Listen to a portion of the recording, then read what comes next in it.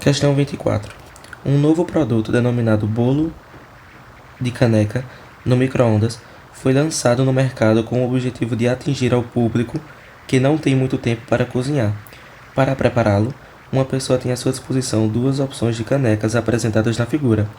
A caneca A tem formato de um prisma reto regular hexagonal de lado 4 cm e a caneca B tem o formato de um cilindro circular reto de diâmetro 6 cm. Sabe-se que ambas têm a mesma altura, 10 cm, e que essa pessoa escolherá a caneca com maior capacidade. A medida da capacidade em centímetro cúbico da caneca escolhida é quanto?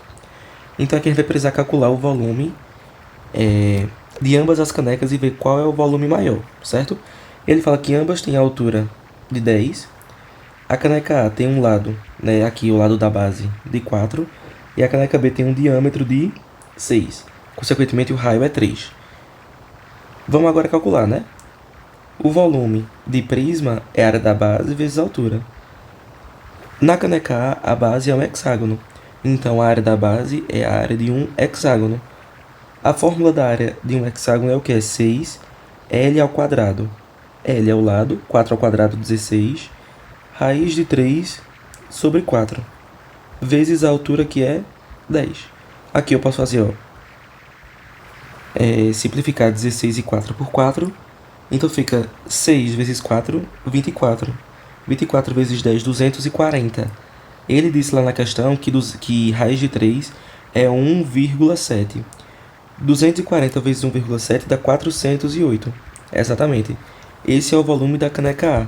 A gente precisa calcular o volume da caneca B para ver qual deles é maior. A fórmula é igual. O que muda é que a área da base aqui vai ser outra fórmula, porque a base agora é um círculo. A área de um círculo é πr ao quadrado. Então, π é 3.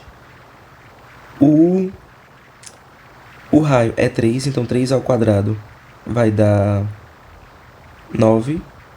E aqui a altura é 10, certo? Ele fala na questão que o π é 3,1, então a gente tem que botar 3,1.